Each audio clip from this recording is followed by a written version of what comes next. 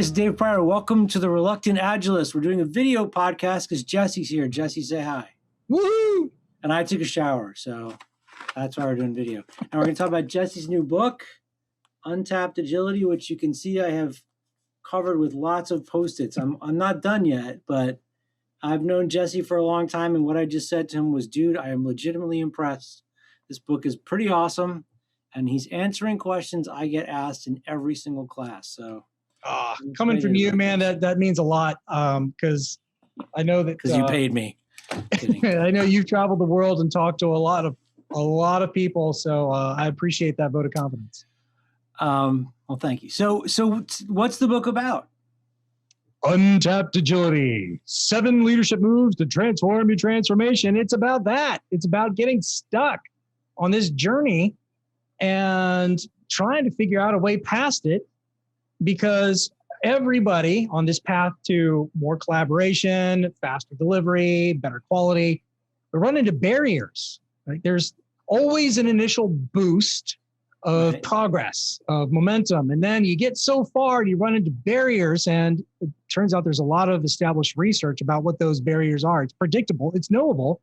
The question is, what's the rebound? And with the people that I talked to and the materials that I looked at, a pattern started to emerge, and that is that the rebound past your barrier is leaning against the logic that got you there in the first place. So whatever you did to get your initial agile momentum, like extolling the virtues of Scrum or extolling the virtues of continuous delivery, it's only going to take you so far before you're going to start running into resistance. Yeah. And it's time to start, and at that point, it's time to start rethinking your strategy and stop selling your value proposition and start aligning to the value proposition that your leaders want. So that's just one example. Stop selling. I want to stay with that, because that is one of the questions I get asked a lot. All right. So just to create a scenario here, company says, I read a book over the weekend. We're going to switch to Agile, go make an Agile team. Guy goes, puts everybody through Scrum training, start doing it. They're like, okay, how many teams have been trained? What's their velocity? And like everybody's marching along, building their little, wooden airplane, waiting for the new British soldiers to come in and bring them more supplies. Right. They all going through the motions, and then everyone's like, nothing's happening here. We're just faking it. And you're saying align it to what management wants, but what do they want? Faster. They want fast, predictable waterfall. And just fat-free fat. Unless they don't. And what I have found is that if you have a transformation champion, an agile champion, some senior executive says, let's go be like Spotify, because I read that cool article that said the Spotify model is everyone do the Spotify. Yeah, that's right. Even though we have nothing to do with Spotify dance. Yeah. And even though we're in, I don't know, maybe in an industrial sector and have nothing to do with streaming media, let's go copy the business operating system for a streaming media company. Yeah.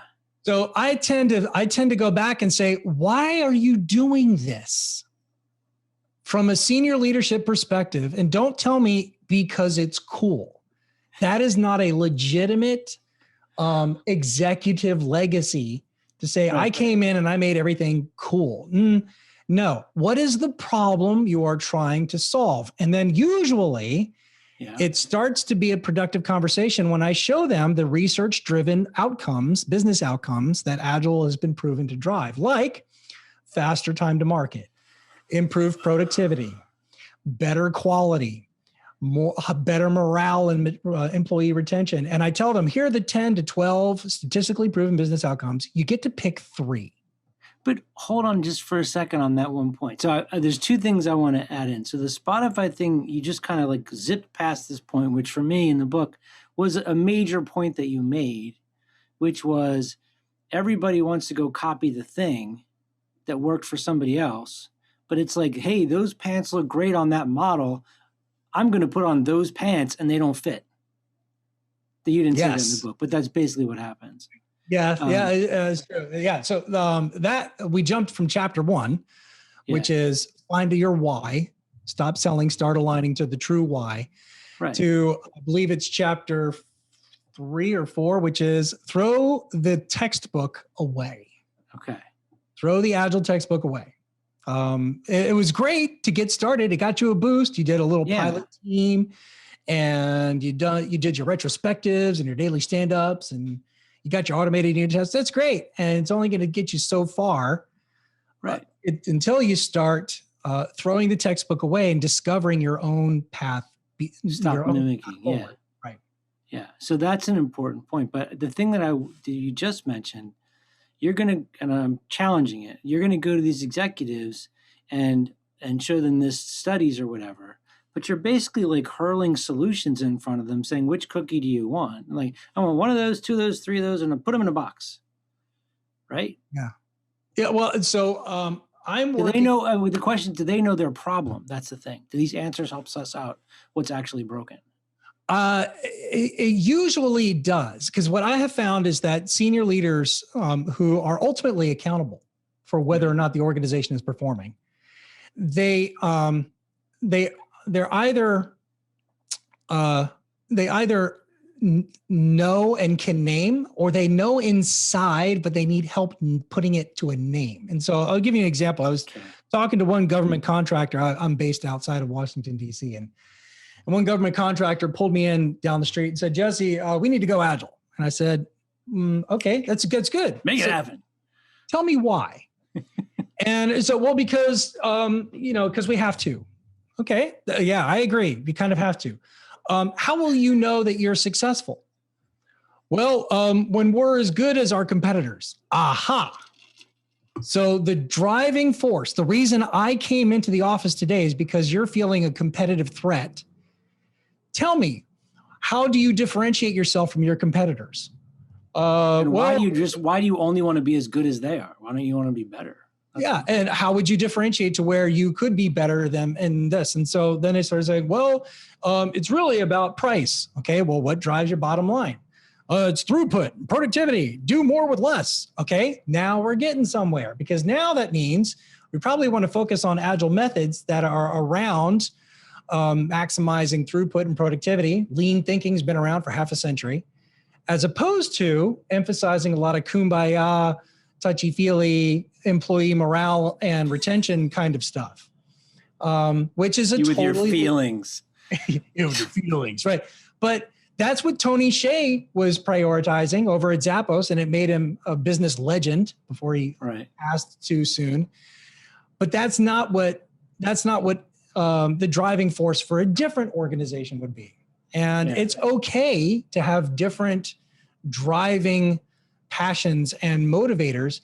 It's just that I find a lot of senior leaders have difficulty putting a name to it, and they get really excited when you help them discover the name of their passion and the name of the thing that's driving them. Yeah. It almost, I guess in some ways, and I don't know why this is going on in my head today, but I'm thinking about guitar players.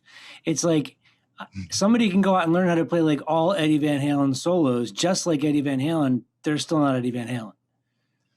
Right? They're not necessarily going to get the gig. They're not going to be able to write the next song that's like a Van Halen song, because all they've been able to do is copy. And they have to find their own voice, their own sound. And every company could mimic to a point. And there are practices that are going to help and hurt, but they have to find their own way. Right. So like, are you which Eddie Van Halen do you want to be? And this, Dave, one of my favorite things, I mean, do you want to be, so I'll get to my favorite thing.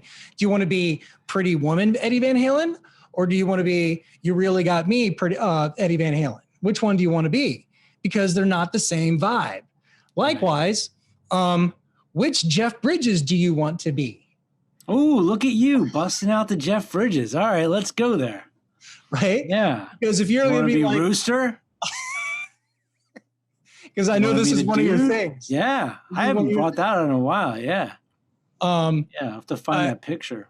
It's not enough just to be like somebody else until you know what it is that inspires you and about that particular character.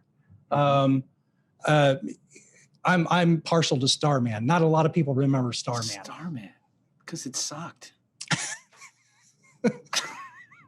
Whatever. I don't mean to be judgmental. We'll talk about what amused me about Starman. It was the annoying kid. That's what amused me. Okay. Anyway, so yeah, you got to know your why, and agile methods is an entire it's an entire epic trilogy of different stories and different character sketches. Right. And so you can't just say I want all of it. Because that's not leadership. Okay. I guess the thing I'm wondering is, do you have to teach them new questions? Yes, my friend. It's called business coaching. Well, but to get to their why, like you can say, why do you want it? They're like, because I want it. I mean, that's like asking a kid if the pain in their stomach is like pain or hunger. They don't know how to describe it. Which is part of how I help. I help by asking questions like, what would success look like? If you fast forward a year from now and you're about to be promoted, what is the thing that your boss is citing as the reason why you were the best person to highlight for this promotion? What results is he going to be bragging about for choosing you to be the next senior leader? And what's going to come out of that conversation is usually the vision of my self-image at my best. And so a lot of people say that it's because I was able to get more consistency in the organization. And then I'm like, really? You really wake up at 3:00 in the morning and like, God, I want consistency in my organization. Yeah, no. We've talked about that, right? Consistency is the junk food of management. It's really about wanting predictability and repeatability. And then when I say those words, they go, oh yeah, that's right. That's what I want. I want repeatability and predictability. I want to be able to take something good and replicate it over and over again. Like Spotify. Like scaling Agile. So that's another thing that drives me crazy. Is scaling Agile is usually a conflation of two completely different concerns. One is spreading agility from one successful small team over to a completely unrelated other successful small team. Right. That's spreading it, as opposed to building the Saab Griffin Strike Fighter using a scrum of scrums of 50 teams. Okay. With large scale development. Those are two different things. So, leaders, just like any other professional, they need help teasing out the noise, because there's always just so much noise going on in day-to-day work. Yeah, I want to, for the folks that didn't catch the little drop that you just did there for the Saab thing, that's from JJ's book, right? I guess it's Jeff's book technically, but it's really JJ's book. Well, I know about it from the case study on Scrum Inc.'s website that then it's in the book too. It's in the book too, the last book too. Okay. Sorry. I felt like we should call that out in case people weren't sure what you were talking about. Yes. The Saab Griffin Strike Fighter is the most financially effective and efficient weapon system developed in the West in a long time. Yeah, it's a really compelling case story. Go check it out. So when they're switching to a scaling thing, that often to me feels like they're just grasping at straws. Like I just talked to somebody last week. They got like a 20-person company, and some consultant came in and tried to get him to do SAFe. Yeah, because he's because that's what they know. That's what I know. Why do 20 people need to scale to Agile? So I got another fun acronym for everybody. Dave, have you heard of the acronym WYSIWYG? Yeah, that's old school, man. Yeah, old school. What you see is what you get. Here's a new acronym for all of you, ladies and gentlemen. WILLY-WICK. Not WYSIWYG, Willy-Wick. What I like is what I know. I like that. So if I see a project management problem, bing, here comes Scrum. Because that's what I know. That's right. Because I'm a certified Scrummer, or I'm a certified Safer. So what you need more teamwork and collaboration. Well, let's install 3 layers of bureaucracy called my Agile framework here, because I know it. Right. So and I'm not digging SAFe. I'm just digging on the people that implement it poorly. But even though we're mocking them, it's understandable that somebody who's trying to find a way to improve things at their company is going to look to whatever case study they read in last month's HBR and be like, I'm going to try that. And maybe that'll work, because there's nothing else for them to try. Like, they don't know where to look to find the other things.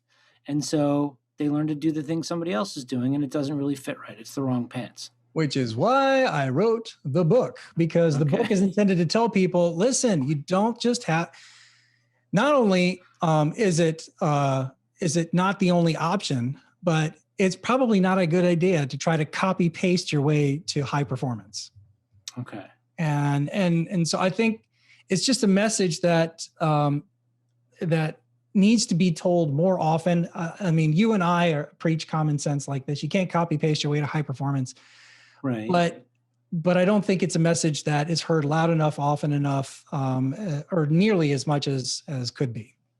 So how do you make the distinction between something that's more like a kata instead of me just copying and pasting an entire behavior? Because there are things, whether you are practicing Agile or learning to play a sport or an instrument or whatever, there's things that most people would say, do this, it's going to build a skill that you will be able to use for other things.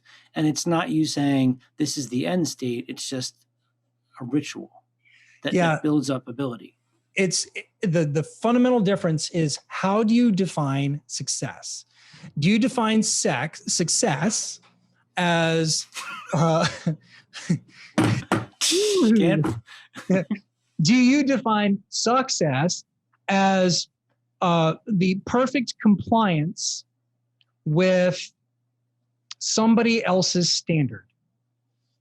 Or do you define success as growing and learning enough from somebody's method into one of your own? So as a piano player, you're going to learn your scales, and then you're going to learn your etudes, and then you're going to learn your preludes.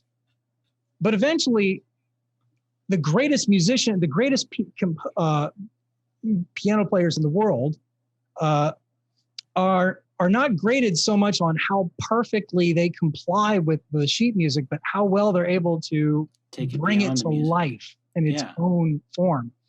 And so the difference between a kata and a copy paste is not what you're doing, but why you think the kata is valuable. Is it valuable because if I do this perfectly, then I am good? Or I'm going to do this as best I can so that I suck less on my journey to being my best self? Okay. All right, that makes sense. And it kind of goes, I wanted to go into the Scrum Butt thing a little bit. Yes. Because you got a whole section on that. And I started thinking about something. I'm not sure if this is at odds with what you were trying to get across or not, so I want to check in with you on it.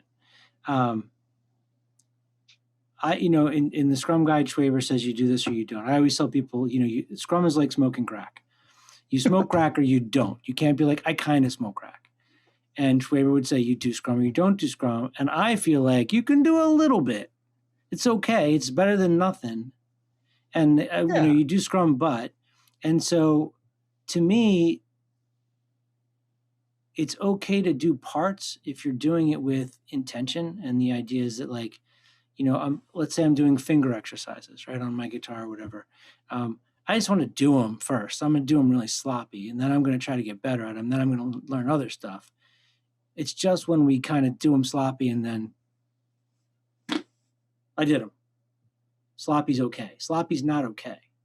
It can be an interim step, right? I mean, do you agree with that? That Scrum Butt can be a step on the path as opposed to this is good enough?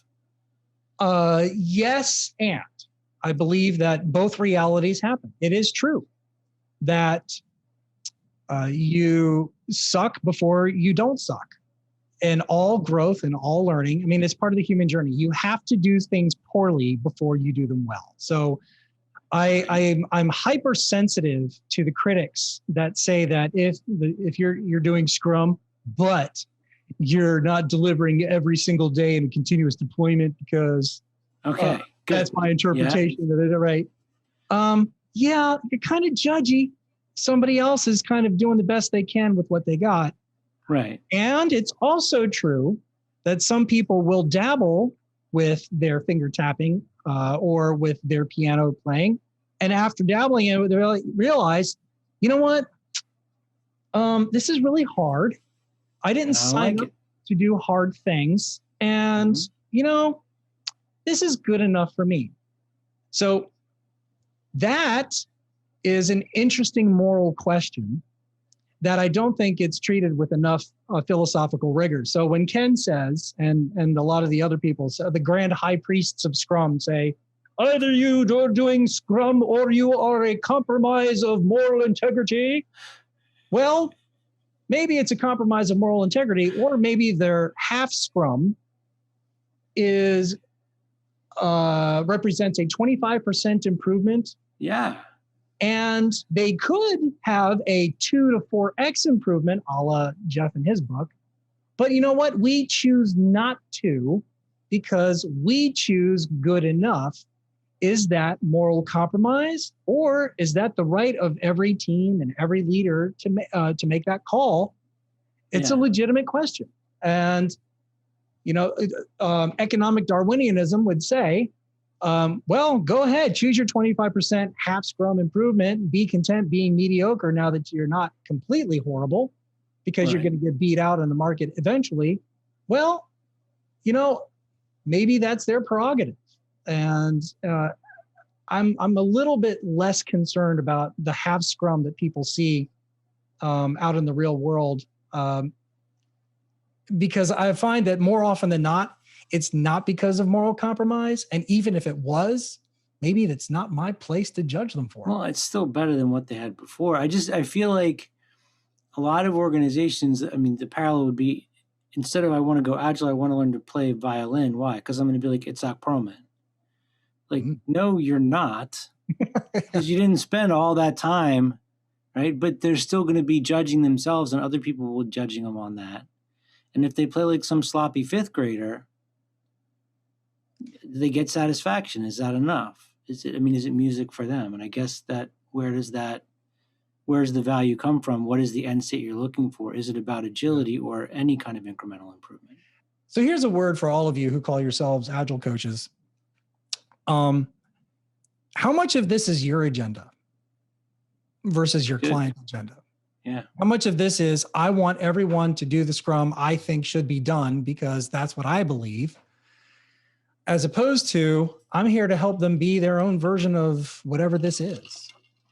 And I think when you're knowledgeable and passionate, sometimes it's difficult to let go of what you know and what you believe in order to give the space for other people to find their own place. Yeah. I am a victim of it. Like I always say that the reason that I am not an Agile coach anymore is because I can only watch people do stuff wrong so many times before I'm just like, stop it, just do it this way. Like I just can't handle it. Like the Bob Newhart skit. I lose it. And that's a limitation that I have. Like if I was a really good coach, I would just let them find their own wondrous path. But so that's the difference, I think, with a speaker, presenter, trainer. You're in the business of delivering inspiring ideas. You're in the business of opening up people's ideas to possibilities that they did not previously know were available. That doesn't mean that you're ultimately accountable for what they do with it. And those are two different roles in the journey. And you can be the guide. So you could be the Obi-Wan that introduces Luke to the Force, but you don't have to be the Yoda that helps him master it. Yeah, that's good. I'm very happy to be the one and not the other. Yes, you have the high ground. We're gonna have to stick with that. I think that's good.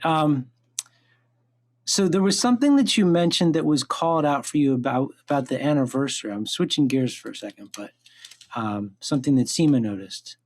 Well, okay. So Seema's my wife, and was talking about the book and how it's being well received leading up to the 20th anniversary of the Agile movement. And I wonder if there was a way to kind of tie it in. And she made this observation. Well, said, isn't that the entire Agile movement? I said, well, what? Well, it strikes me as the real boost to the technology industry were things like extreme programming, Scrum, and feature-driven development, and Crystal and Evo and all of those methods and framework. And that boost went viral. It generated real material results. And here we are 20 years later, we are running up the barrier against the barrier of the Agile Industrial Complex, which is the certification. You're going to have to explain that. The Agile Industrial Complex is the moral conundrum, whereby we value people and individuals' interactions over processes and tools, but the only way we make money is by selling methodologies, tools, and certifications. That is a moral conundrum that we face. And Martin Fowler popularized the term the Agile Industrial Complex. Dave Thomas may have been the first one to coin it. And so that's a real barrier to the Agile movement having further influence and further credibility. Another one is Agile Sectarianism, which is Agile values can only be realized and achieved if they are implemented using my methodology, my association, my team. And that part's just stupid. Well, it's driven by that conflict of interest around the economic model and my need for validation of my own contribution to the corpus. So there's a certain the neurological the neuro leadership model popularized the SCARF acronym, and I have to look it up every time. I don't even remember, but one of the words there is status. Okay, I don't even know what you're talking about. So it's so like status is what motivates a lot of thought leaders. Okay, yeah. And so that's what I was just going to say. What you're talking about there is more ego driven, but I want to go back to that industrial complex thing for a minute, because I don't understand. I understand how the Agile Industrial Complex is a problem for the thought leaders that created the stuff and forgot to put in their card so they could get like $1 out of the bin every time somebody got certified. But I don't understand how that's a problem for people like me or people that are taking my classes. We're all fine with it. Like people get certified, they like it, they learn some stuff, they go back and try it. Where's the illness? So the conundrum comes when you start feeling as a new beginner that the only way I can move forward in Agile is if I spend a lot of money on somebody else's stuff, rather than reading a book, trying it out, making mistakes, growing along my way. Like I have to get certified. I have to get the same thing in project management. That's true. It's true. There's a project management industrial complex, which is currently being refactored. That has always been include a sub Agile industrial complex. Yeah. And so there's the model right there, which is in the beginning, there was the boost of all of these virtuous approaches that generated true seismic results. Yeah. And it runs up against the barrier of these questions about sectarianism and ego-driven approaches and money changing hands. This is all just the people at the top fussing. The people that are learning how to do it, they don't care. I can tell you a lot of people are really upset. They got to pay $2,000 to get the certification. Sure. But I can't imagine that like somebody who's been at it for like a month and a half is going to be like fighting like, some of the lean people would about stuff. Or how about this? I want to hire a consultant. And so I'm going to put out a posting for some Agile support, and then boom, I get 200 emails from every one of these consultants who says that I'm your person. Yeah. And now I'm left having to kind of figure out, good Lord, like, I mean, do we have like trial by combat to determine which of these consultants is going to get? So there's, and what's more, so you're like, that's just capitalism, except when we talk about having a higher order consciousness with teal organizations and empowered teams that can make decisions all they want. And here we're coming back with our Wall Street approach to higher order morality and so this is, don't you think that this is just an quote industry kind of growing up and realizing, we actually do like to have nice things in a house.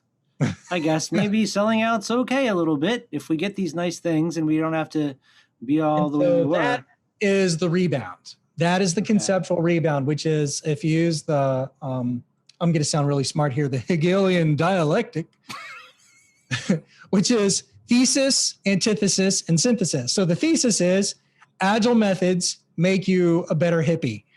The antithesis is, the antithesis is, except if you actually want to make a living and pay your mortgage, now you got to sell your soul. And then the synthesis but you don't really, though. It's not that extreme. Depending on which dogmatic expert you talk to, I mean, people can get really judgy in our community. Yeah. I'm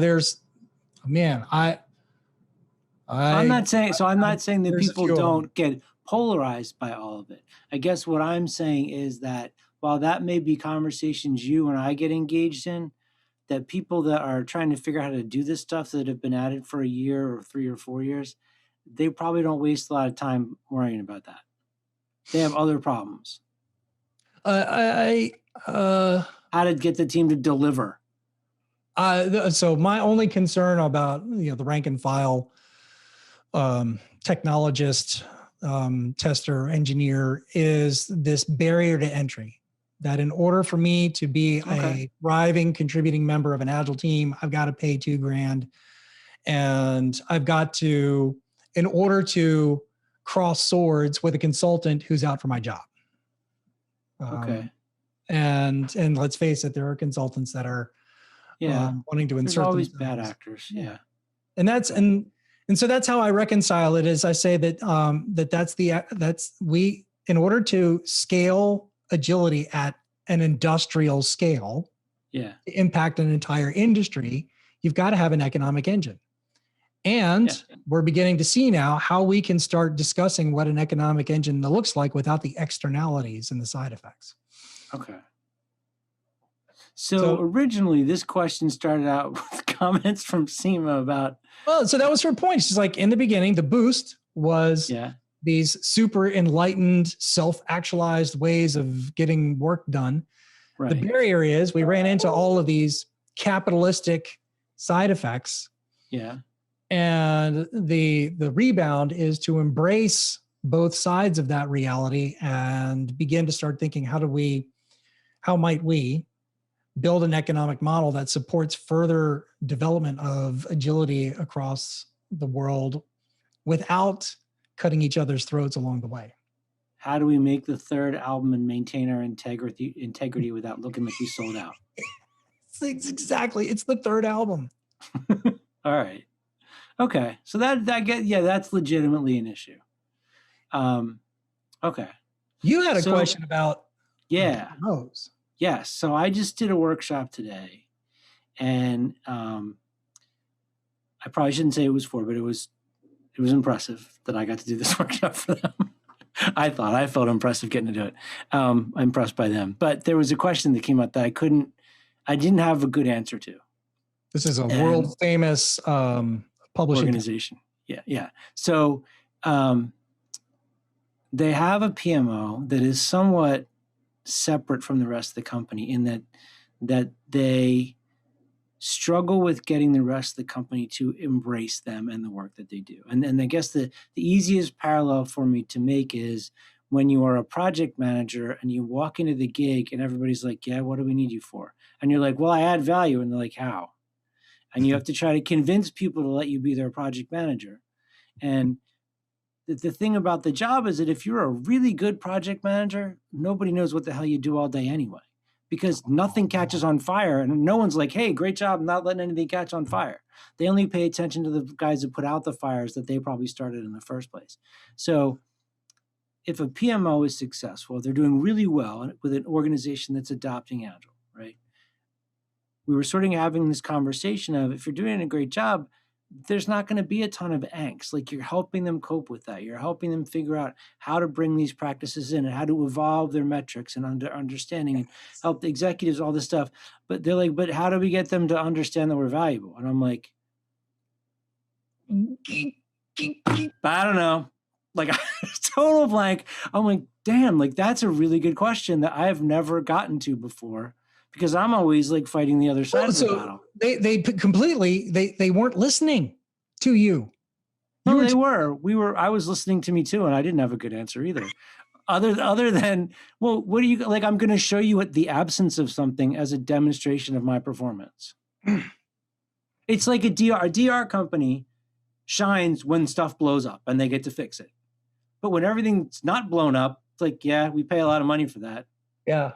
So your Taoist is showing, which is, the great leader is the one who is never given credit because it all happened as it was supposed to happen.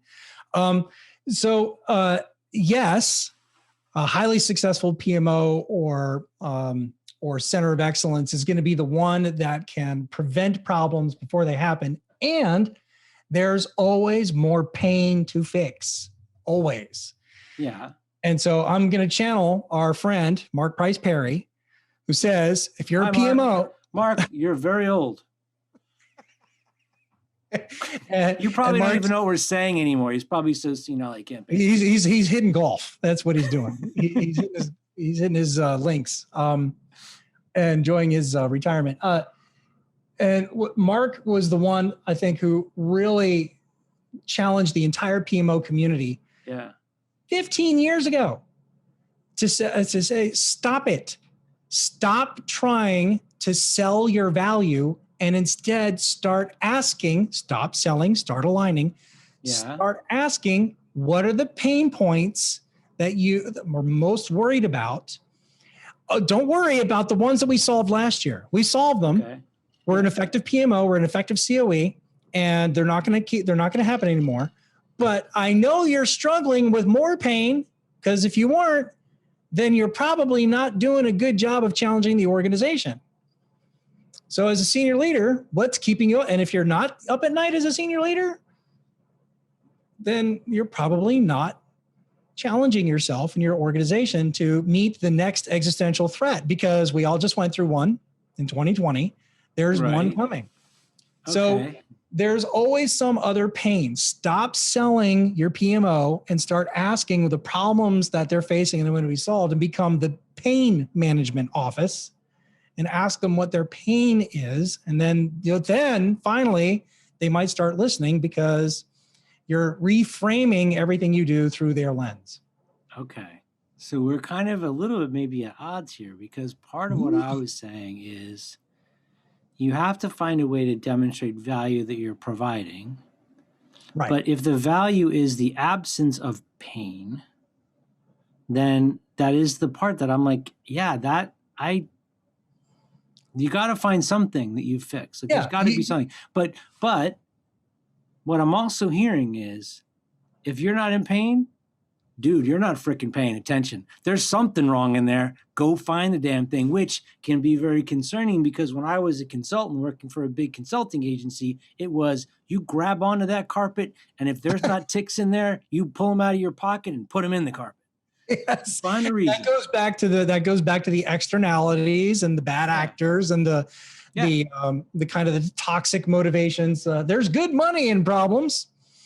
And there's good money in letting that problem linger. So it's yes, you do a good job by preventing problems, but hopefully those problems were identified as super painful and relevant to spending money in the beginning. Then you solve them, you get credit, and then you move on to the next set of painful problems. So if you're good at your job as a PMO, you should never be done. Okay. So I want to draw a parallel here to, Troy Lightfoot? You've probably met Troy before. Troy's a coach, and we were talking one time. Somebody asked in class, we were doing a class together, what happens when the team gets to a state where they're performing? They're delivering consistently, everything's going fine, then what do you do? And Troy told a story about how he worked with a team that got to a consistently performing state. And the new problem they found wasn't actually, not on the surface level, it wasn't a problem, but they realized that as individual employees, they were not growing their skills. And they would be more valuable to the company if they devoted some time to that. So maybe the thing is, and that became a very healthy thing. They blocked out time in each sprint to do that, just like, Google used to have the design days and things like that. So maybe if you get to the place where you've solved the thing that was broken, you find ways to make things brighter and shinier than they are. Yeah, this is where the fifth stage of the Tuckman model is one that has always bothered me. So we've heard of forming, I don't storming. I don't have a fifth stage. Go ahead. Forming, storming, norming, performing, and then adjourning, which is to say, you ride off into the sunset. Mission accomplished. Good. Back into the resource pool with you. Yeah. No. If you're not growing, you're dying. Yes. I mean, it's a fundamental law of physics and in life. And so there's always a space for growth. Now, maybe you're not delivering 1,000 bugs anymore. Maybe you're not yelling at each other and calling each other names that would make your mom blush anymore. But that doesn't mean that you're done. And so I agree with you. I agree that there's always an opportunity for you to start thinking about how can I start going to that next level? Yeah. On a personal level. And that's arguably that's what Laloux's reinventing organizations was about. Was, okay, we're a healthy organization, we're performing, and now what would it look like to achieve self-actualization at the office? And let's have a community conversation about that. And all of a sudden now you look forward to work. Yeah. Imagine that. I feel bad for the people that don't. I always look forward to work, so I feel bad for the people that don't. But yeah, that would be a drag. Okay. Repeat your question. I'm just gonna tell the people that are watching, you don't know this happened. We just had a little technical issue. We got disconnected. We're reconnected. We're back. We're going to do one more question. I'm going to shut it down. So, Jesse, thank you for coming back. Yes. Question that we were in the middle of, which we're going to start over, because it's iterative, is in this book, which is chock full of really great stuff and great advice for people. I'm curious about, and I'm going to ask it slightly differently. What is the thing in this book that you're like super proud of, and you're like, that's the thing. That's all out of my head, all me. I'm super proud of that thing. I want everybody to see that thing. What is it? I have to go back to the core model. The core model, the boost, the barrier, and the rebound, it came about as a result of going to a workshop on public speaking. And the challenge to those who were attending was to whatever your message is, capture it in a referential model of some kind, ideally one that can be drawn on the back of a napkin. And so immediately I started thinking of Simon Sinek and his golden circle. And I started thinking of the urgent versus important grid. And I said, I've written a whole bunch of nonsense, like 50,000 words of nonsense. And I have kind of a consistent chapter structure, but nobody's going to remember this. And what if and then you use the rule of threes. That must have been kind of a dark moment for you, man. The rule of threes. And I'm like, so what is the pattern here? And it just eventually it started to coalesce into that. Every journey to improvement starts with some kind of a jettison, some kind of a jump forward, like the first guitar lesson. Yeah. And then eventually you run into a barrier, which is I'm only going to be as good as I can reading the books and the guitar tab. I'm going to have to, I don't like it. I'm going to have to go to Guitar Center and actually get some lessons. And that's the rebound. And so, as we discussed earlier, it's helped me kind of rethink how the Agile community has evolved. There was an initial golden era, and then we went commercial. And now I think there's an opportunity to see and define what's next. It's also about how I look at my career. So I was going to ask you, is this something you still find yourself working through in different areas as you advance in your career? It is because it's very much along the lines of that Buddhist proverb that barrier is the way. That whatever it is that's causing the friction is the means of your growth. And I think it's a human pattern where we get so annoyed and frustrated by all the ick in the world that sometimes we can get shut down by it, discouraged, give up, or fight to avoid all of the icky stuff. And that's where the gold is. The gold is in the mud. That's where the punk rock comes from. I mean, if everything was smooth and easy, we'd be living in elevators. Right? If you don't have friction, you don't get rock and roll. And that's where all the good stuff happens. That's a good one. That's a good one. I think cool. Sid Vicious would approve. And you know what? Actually, 2 blocks right out my window is the Chelsea Hotel, where Sid had a bad night one time.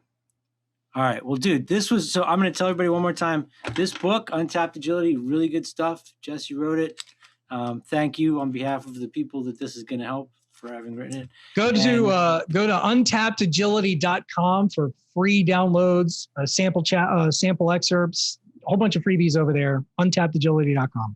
And also, actually, wait 1 second. I'm getting something. Hold on.